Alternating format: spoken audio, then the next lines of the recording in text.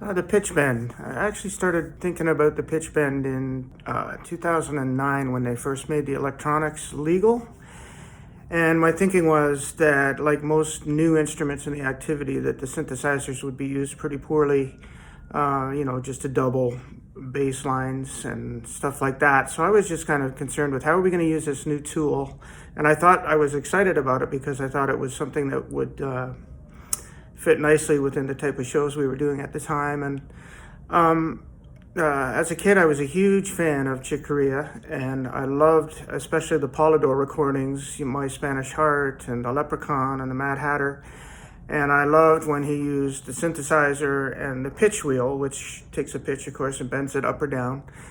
And I just thought, it was one of those wouldn't it be cool if moments if we recorded the entire horn line on a pitch, on a chord, on a full chord, and then sampled the horn line essentially and had them play, but when they released, that sound kept going and then bent down to another chord. It was kind of like a variation on the old gag back then, play a loud chord, fancy drill move, play another loud chord, fancy drill move, another loud chord. It was just thinking of a different way to do that, and also kind of create a surprise. Very difficult to surprise people these days. So it was kind of a running joke because I brought it up every year. Wouldn't it be cool if we could? But of course, it has to be in the right show or it makes no sense. And, when we started discussing Tilt and it started to take shape, I brought it up again. And of course, this is the type of idea that John embraces. And, we tried it and it worked out great. And I have to say what elevated it the most was what Jim Moore did with it, with, slyly taking the horn off the face and looking at the audience, as if to say, hey, look at what we can do. I loved it. I thought it was a great moment. Frankly, I was surprised that it kept generating towards the end of the season because, of course, after one night out there, it's on YouTube and everybody's had a chance to see it. So your punchline arrives 2 nights before you do.